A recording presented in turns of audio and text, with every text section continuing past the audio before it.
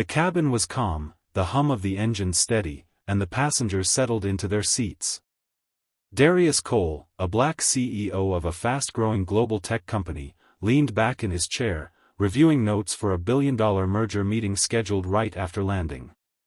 He wore a tailored navy suit, spoke softly on his phone, and carried himself with quiet confidence.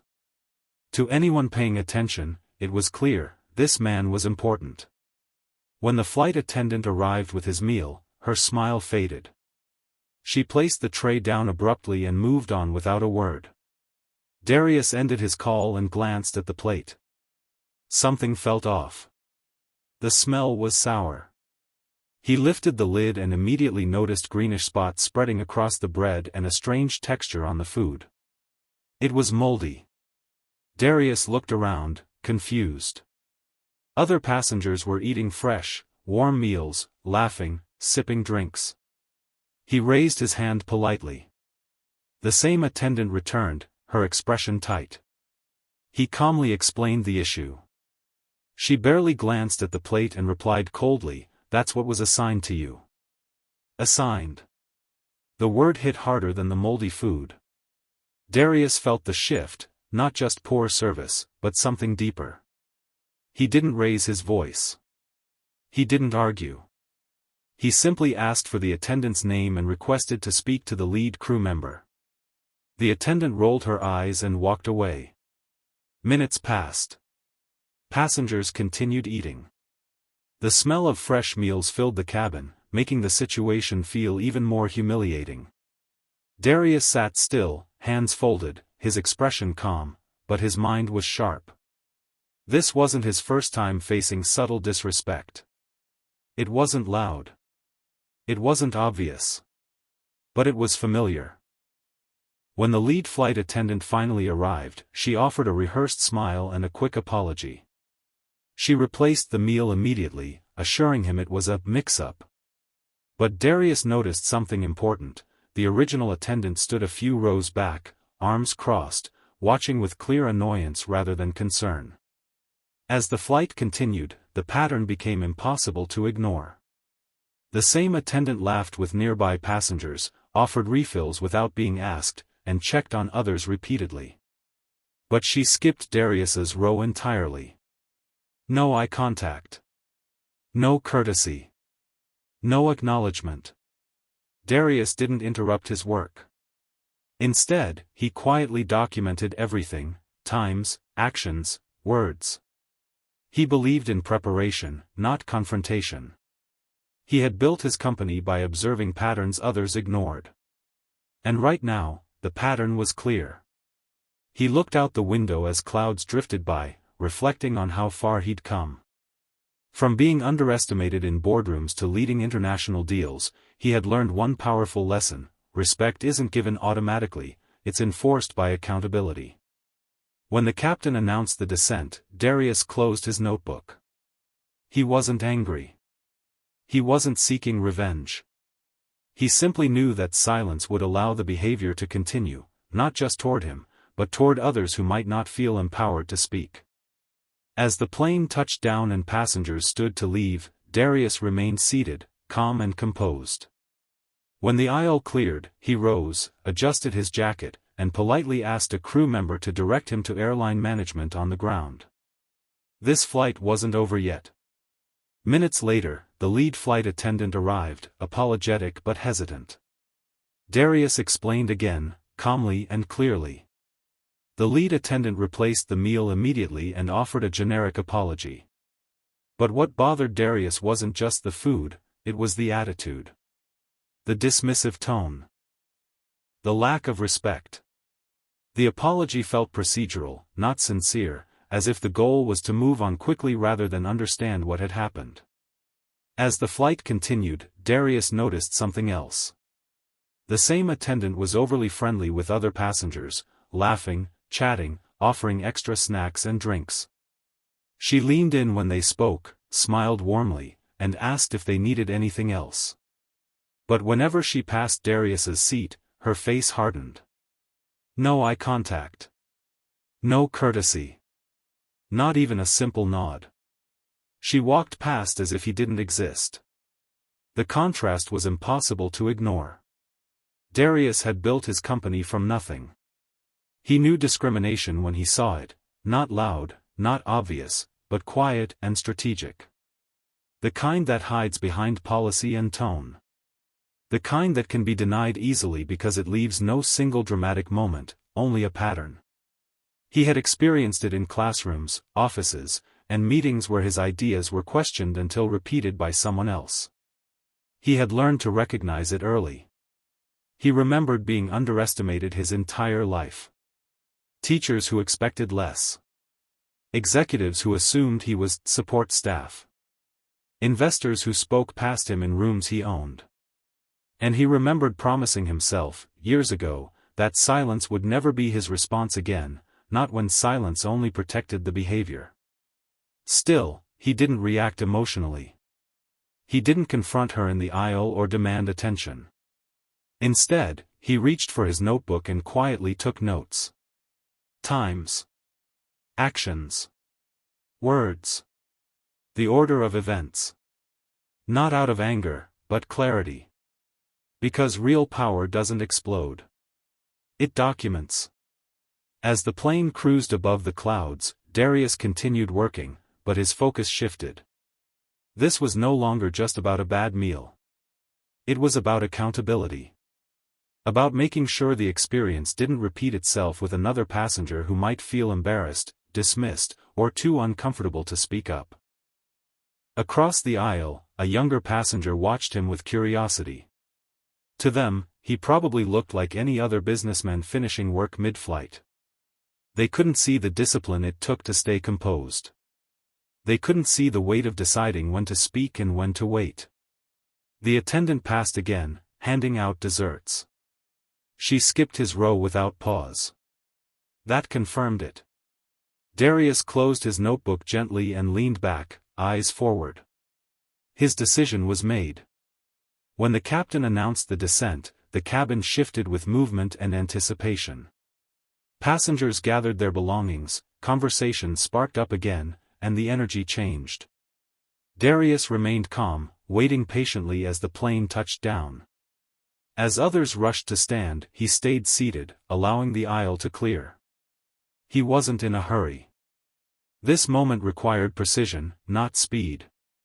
When he finally stood, he adjusted his jacket, picked up his bag, and walked toward the front with quiet confidence.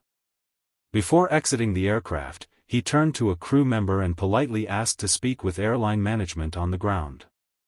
His tone was respectful. His expression steady. This flight, he knew, wasn't truly over yet. The plane landed smoothly. Passengers stood, grabbed their bags, and rushed toward their next destinations. Darius stayed seated until the aisle cleared. Then he stood, adjusted his jacket, and calmly asked to speak with the airline's ground supervisor. His voice was steady, his posture relaxed. There was no anger in his request, only certainty. In the terminal office, away from the noise of the crowd, Darius laid everything out, politely, professionally, and with evidence. He explained the moldy food, the dismissive response, and the pattern of behavior he had observed throughout the flight. He described the contrast in treatment, the skipped service, and the attitude that followed. He didn't exaggerate. He didn't accuse. He simply presented facts. The supervisor listened carefully, nodding as Darius spoke. There was no interruption, no defensiveness, just attention. When Darius finished, he paused for a moment, then introduced himself, not loudly, not arrogantly, but clearly. He was the CEO of a company that partnered with airlines on advanced security software. A company currently reviewing long-term contracts. The room went quiet. But the supervisor's expression didn't change because of the title alone. It changed because of the details. The clarity. The consistency. The calm way everything had been presented. This wasn't an emotional complaint. It was a documented account. The supervisor excused herself briefly and returned with a tablet. Records were checked. Service logs reviewed. Crew notes pulled up. They spoke with other flight attendants who had worked that section of the cabin. What emerged wasn't shocking, but it was troubling. This wasn't an isolated incident. Similar complaints had been filed before. Not always about food, but about tone, attitude, selective service. Patterns had been noted, then dismissed as misunderstandings. No single report had been enough to trigger action. Until now. The flight attendant was called into the office. At first, she maintained her composure, insisting it was a mistake, a misunderstanding, an oversight. But as the supervisor asked specific questions, times, actions, explanations, her story began to shift. Her answers didn't align with the records. Her explanations contradicted crew statements. The professionalism she had worn on the plane cracked. Her tone sharpened. Her frustration showed. And in that moment, more was revealed than words could hide. Darius remained silent, seated slightly back, hands folded. He didn't need to speak anymore. The facts spoke for him. After a brief discussion, the supervisor thanked Darius for bringing the issue forward. She explained that the attendant would be suspended pending a full investigation for misconduct and discriminatory behavior. Additional training reviews would be conducted, and the airline would reassess how similar complaints were handled in the future. Darius nodded. That was all he wanted, accountability. I didn't ask for special treatment, he said calmly. I asked for the same treatment everyone else received. The supervisor agreed. As Darius left the office and walked through the terminal, travelers passed him without a second glance. To them, he was just another passenger with a suitcase and a destination. They didn't see the moment that had just taken place. They didn't know a system had been challenged, not with anger, but with discipline. Darius checked his watch. His meeting was still on schedule. He walked toward the exit with quiet confidence, knowing that sometimes the most powerful change doesn't come from shouting. It comes from standing firm, and refusing to be ignored. Right there, in a quiet airport office, the decision was made. The flight attendant was suspended pending termination for misconduct and discriminatory behavior. Not because Darius was powerful, but because he was right. The facts were clear. The pattern undeniable. And the responsibility unavoidable. Darius didn't smile. He didn't celebrate. There was no sense of victory on his face. Instead, he nodded slowly and said something that stayed in the room long after the conversation ended. I didn't ask for special treatment, he said calmly. I asked for equal treatment. The words weren't loud. They didn't need to be. They carried the weight of lived experience, the kind that doesn't seek attention but demands acknowledgement. The airline issued a formal apology, both verbal and written. They assured him that the incident would be taken seriously, not quietly buried or minimized. An internal review was launched immediately, focusing on service standards, staff conduct, and bias awareness training. The supervisor thanked Darius, not just for reporting the incident, but for doing it the right way. With clarity. With respect. With accountability. Darius accepted the apology without bitterness. He understood something many people didn't: systems rarely change from rage alone. They change when evidence meets responsibility. As he left the office and walked through the terminal, the airport buzzed with movement. Travelers hurried past, rolling suitcases, checking phones, chasing connections. To them, Darius was just another businessman heading somewhere important. No one stopped. No one stared.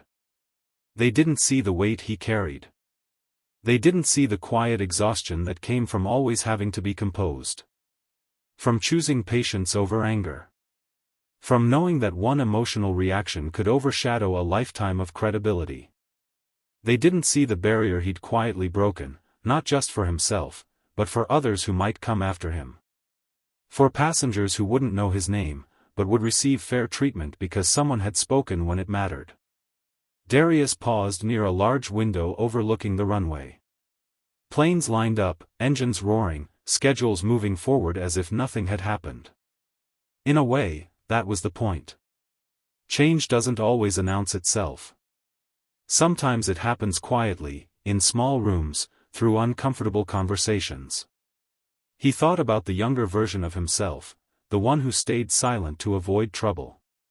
The one who swallowed disrespect because he didn't feel powerful enough to respond. If that version could see him now, Darius knew he would understand something important. Speaking up wasn't about revenge. It was about self-respect. He checked his watch. His meeting was approaching. The deal waiting on the other end of the city could reshape an industry. But in that moment, what mattered most wasn't the contract or the numbers. It was the reminder that leadership isn't just about boardrooms and balance sheets. It's about how you respond when dignity is tested. Darius picked up his suitcase and headed toward the exit. Behind him, an airline continued its operations, now forced to look inward. Ahead of him, a city waited. A future kept moving. And somewhere, on another flight, someone would be treated fairly, without ever knowing why. That was enough. This story isn't about power. It's about dignity. It's about what happens when prejudice meets patience, and when truth is backed by calm confidence. It's about the quiet strength it takes to remain composed when respect is denied, and the courage required to speak when silence would be easier.